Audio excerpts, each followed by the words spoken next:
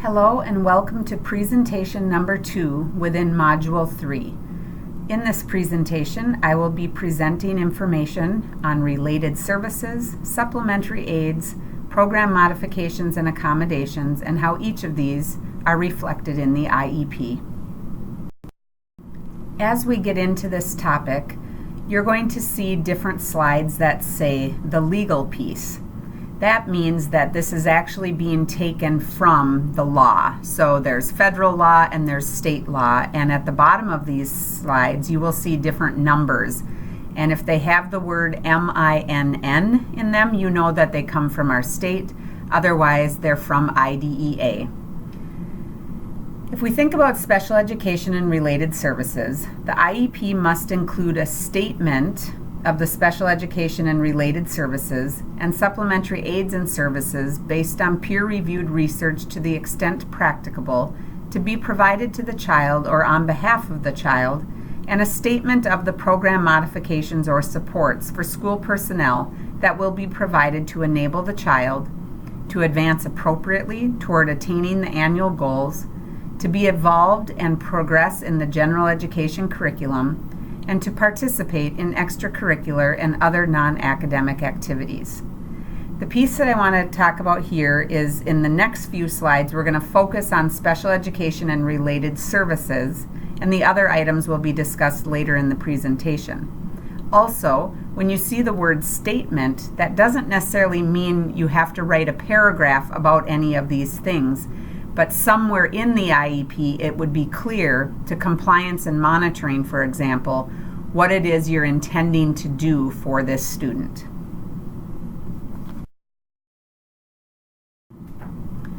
Points of clarification. So if we think about the related services, we want to make sure that the service, aid, and modification to be provided to the student is clearly described.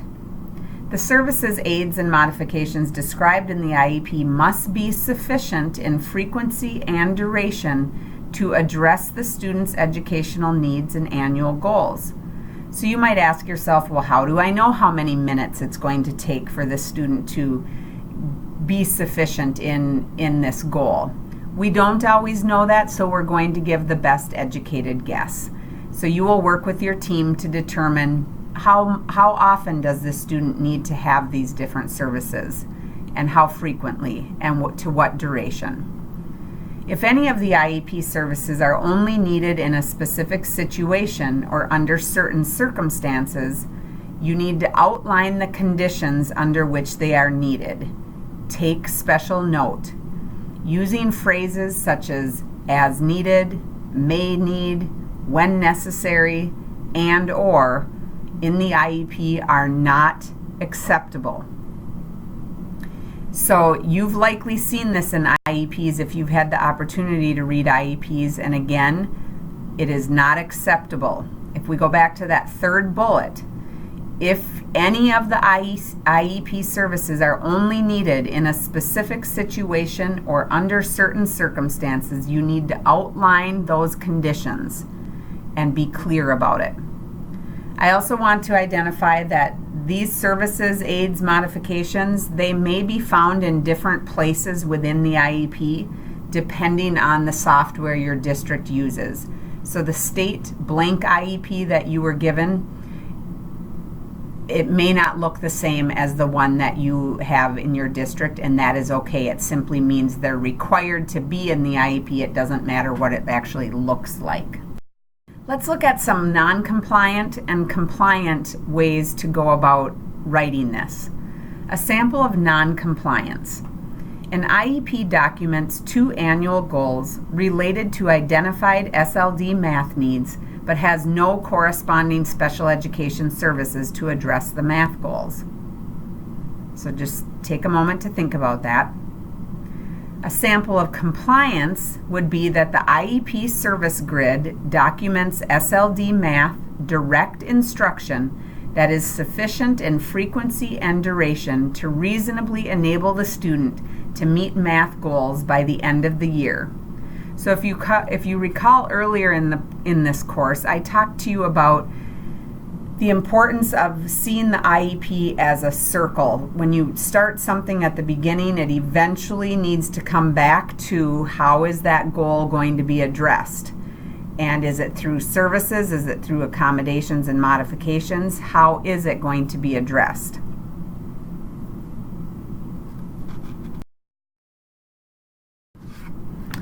More samples. One that is non-compliant. Nora's IEP, present levels of performance, indicates she struggles with anxiety issues related to school, which in turn significantly impacts her attendance rates. However, her IEP does not include any services to address her school anxiety needs. Sample of compliance in this case. Nora's IEP documents direct psychological services and annual goals related to school anxiety. Indirect psychological services, so for example, consultation from the school psychologist to special and general education teachers who work with Nora, also are documented on her IEP service grid. This is an exact copy of what we just looked at a few slides earlier, but this time we're focusing on supplementary aids and services. And as we think about peer-reviewed research, we would also think of this as evidence-based research, and in your coursework you've heard all about that. So not only is it good practice to do write your IEP, create your lessons based on peer-reviewed research, it's actually the law. So you want to be really careful that when you're putting things in the IEP, it's just not a random thought, but it's actually reviewed from peers, so evidence-based practices, to the extent practicable. So we know that there are times you're not going to have an actual research-based piece for an accommodation or modification, but it's best practice to always keep those things in mind when writing the IEP. Point of clarification. Supplementary aids and services means aids, services, and other supports that are provided in regular education classes, other education-related settings, and in extracurricular and non-academic settings in order to enable students with disabilities to be educated with non-disabled students to the maximum extent appropriate.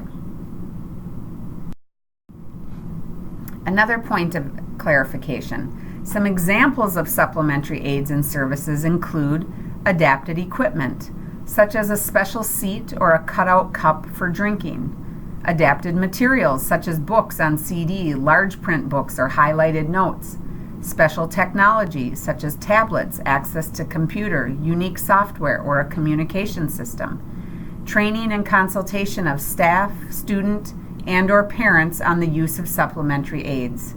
Peer tutors or an aid. So depending on the supplementary aid, it may be listed in the services grid and in the narrative section of the IEP. I'm not going to spend more time on examples here because you've learned about these in several different classes. You've learned how to consider accommodations, modifications, you've learned why, and you may even have more courses that connect you to this depending on where you're at in your program. But as usual, post in the coffee shop if you need additional help or have questions. Some samples of non-compliance and compliance. A sample of non-compliance. Alita may need special supplies in order to participate in classes requiring writing. So you can see the may need and the special supplies. There are no specific details. A sample of compliance. Alita's case manager will provide each of her regular and special education teachers with raised line paper and 3/4 inch foam pencil grips for her to use when completing all assignments requiring writing. It's really obvious what the differences are, but keep note of the compliance examples that are given. Points of clarification. When reviewing a record in this area, so when you see statements like that, when reviewing a record, that means if the state were to come in and review this record, or if your department chair or your director of special ed were to review the record, meaning the IEP, The supplementary aids and services and the program modifications and supports for school personnel should align with the needed additions and modifications to the student's special education program as described in the student's most recent evaluation report, the student's current educational needs as described in the most recent IEP present levels statements, and the modifications to district and statewide assessments provided to the students, which we will cover later in the course. Program modifications. Some points of clarification regarding program modifications. A modification is a change in what is being taught to or expected from the student. Another way to look at this is that we are changing the standard which is being taught. Shortening an assignment so the student is not doing the same amount of work as other students is an example of a modification. Other examples include getting assistance or consultation from the student's special education case manager, having an aide in the classroom, or using a special curriculum. The IEP must clearly describe any program modifications that staff must provide to the child. These may be documented as indirect services, such as consultation or training, or a list or description of specific program modifications staff must provide in order to support the student's advancement toward the annual goals and participation with general education. Quick reminder of the differences between accommodations and modifications. Accommodations provide access without reducing learning expectations, and modifications can increase the achievement gap by lowering expectations for what students are expected to know or do. I want you to take a minute to think about these two statements. Modifications change the content of instruction in some way, which means they may ultimately increase achievement gaps in our students. If expectations are lowered, student achievement may not reach full potential. Modifications in instruction may scaffold learning, but always be cautious of this.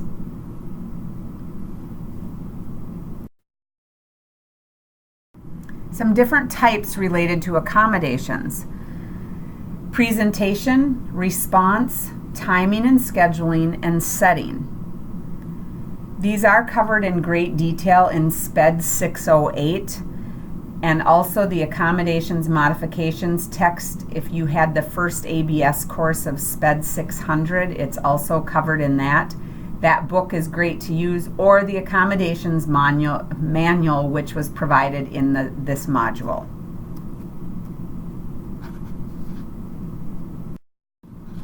So let's focus on a student. I want you to turn to page 14 in your manual of accommodations. Think about the questions to ask about student characteristics related to your focus student.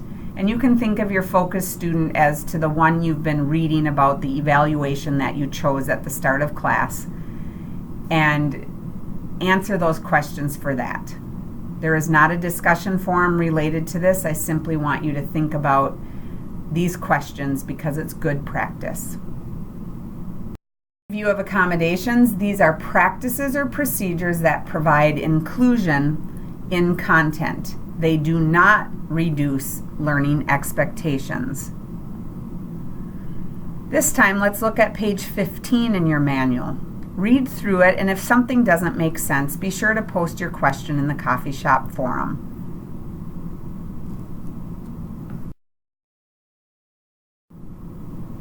So let's take these tips and apply them to the IEP. A sample of non-compliance. Steve may access the resource room for completing math assignments as needed. Please do not write this in an IEP. A sample of compliance.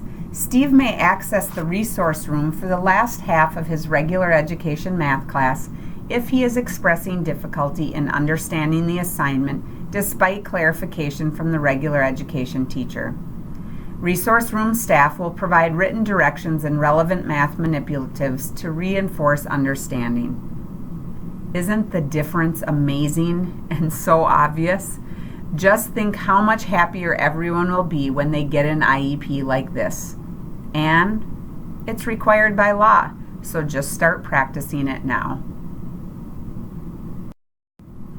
Another sample of non-compliance. Paul will be allowed assignment modifications as necessary in classes requiring reading, math, and written expression. Please do not write this, but my guess is that many of you have seen something similar to this quite often. You can see why an IEP with something such as this is so frustrating for a general education teacher or a para.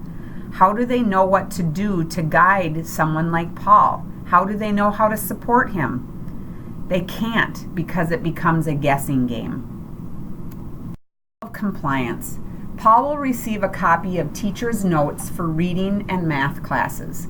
He will receive extra time to complete all assignments requiring writing more than one paragraph. For writing assignments longer than one page, he may use the classroom or school library computer to complete. So really take note of this. Any of these slides that are about compliance will be great guides for you as you write your own IEPs. If you think about these samples of compliance, I think you'll get a sense of how well you really need to know your students, and then your expertise as a special ed teacher really comes into play here. Nobody has to wonder what a special ed teacher does when they know their students well and they can rationalize why students need something. It's very clear on here that Paul can use the classroom or the school library to access a computer. He does not have to go to a special ed person for permission to do that. It's clear. We know that he gets extra time to complete writing assignments, but it also tells us what type of writing assignments. Very specific. Sample of non-compliance. An IEP of a hearing impaired child who is using a new frequency modulated system for amplifying sound in each of his classes lacks documentation of training or instruction to his teachers as to how to use or monitor the system. So, in other words, you can't simply say an FM system is being used. I've seen that on IEPs before where we'll just say FM system in classroom. You need to be clear about how personnel will actually know how to use it. The general education teacher maybe has had an FM system in his or her classroom, but likely not. A para, does the para know how to monitor an FM system if he or she is in a classroom in order to support the student? Those are all pieces that have to show up in the IEP.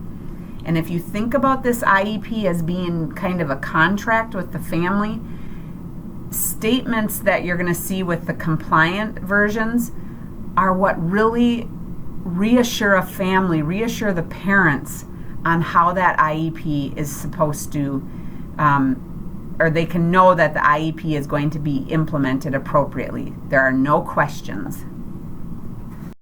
Of compliance, an IEP of a hearing impaired child who is using a new FM system in each of his classes documents indirect services and training on the device to the teachers working with the child.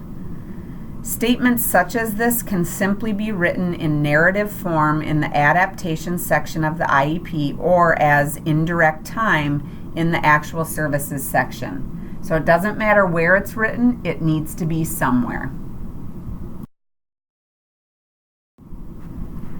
Let's move ahead to paraprofessionals, which are also a part of special education and related services. The legal piece. The IEP includes a statement of the pupil's need for and the specific responsibilities of a paraprofessional. If it is noted earlier in the IEP in the LRE or the present levels section that a student requires extra assistance, it needs to show up in the services section of the IEP.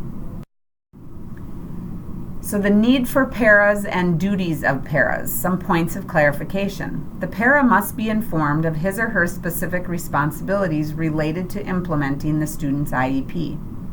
Remember to include frequency, location, and duration of the para's services on the IEP. When putting together para responsibilities for each one that you work with whom you work, Remember to ask the paras to create sub-plans for when they are gone. A sample of non-compliance. Dan needs para support in general ed classes due to his lack of impulse control and understanding of nonverbal social cues and physical proximity to others. A sample of compliance, one that you should keep a copy of. Dan will receive para support in each of his regular education classes due to his significant behavioral needs in the areas of self-regulation. The para will provide verbal behavioral redirection, visual calming cues in the form of picture cards provided by the SPED teacher, and sensory breaks every 45 minutes to reduce his stressful reaction when overstimulated. Piece of assistive technology. The IEP team must consider whether the child needs assistive technology devices and services.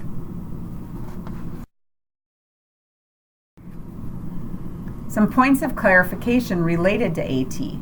Make sure to consider both high technology, for example, FM system, and low technology, pencil grips, for example, in order to include all possibilities for students. Assistive technology should align with modifications and accommodations to be used with the student. The IEP form checkboxes, so if you have a due process system that simply has checkboxes and you check the one for adaptive equipment, that does not provide adequate information. Adaptive equipment is a subset of AT, so an IEP still must address remaining AT needs. You may also have instances where assistive technology is not needed for the student. It's still required to be addressed, so you would need to make a statement on why the student does not need assistive technology. Moving into this topic as it relates to behavioral intervention supports. The objective of any behavioral intervention must be that pupils acquire appropriate behaviors and skills. It is critical that behavioral intervention programs focus on skills acquisition rather than merely behavior reduction or elimination. And you can see that this is the legal piece. As you think about this, I want you to keep in mind you may have specific goals for the student to improve behavior. The reason this is listed in this section is that it may require additional supports that would be listed in the services section of the IEP. Sample of non-compliance as it relates to behavioral intervention supports. The IEP and behavior intervention plan in the student's file do not document behavioral skill acquisition to be taught in response to behavior needs documented in the present level performance statement and discipline reports found in the file. So keep in mind, this is coming from compliance and monitoring. So if the state or your director of special ed or your principal or your department chair were looking at your file on this student and they're trying to figure out where in the IEP and the behavior intervention plan is that skill being taught. Because if we need our students with significant behaviors to be improving their behaviors, they have to learn how to do that. And we can't assume that that's happening unless it's in the IEP. So the need for this student, so we would have found it in the present levels, is that the student has difficulty staying on task and shuts down when he becomes frustrated when doing tasks. The positive alternative behavior would be the student will hand in his work on time with 80% accuracy as documented in the student file. So you can see why this is non-compliant. The positive alternative behavior has nothing to do with the student's need. The need from the present level statement is related to behavior. Adrian leaves the classroom abruptly and without permission. The positive alternative behavior is this. Adrian will identify when he is feeling so anxious he has to leave the room. When he has identified the feelings, he will signal the teacher with a red card. The teacher will call a paraprofessional. Adrian and the para will walk to the resource room and practice calm breathing techniques and then come up with a plan to address the anxiety. Adrian will tell the para the plan and he or she will write it down.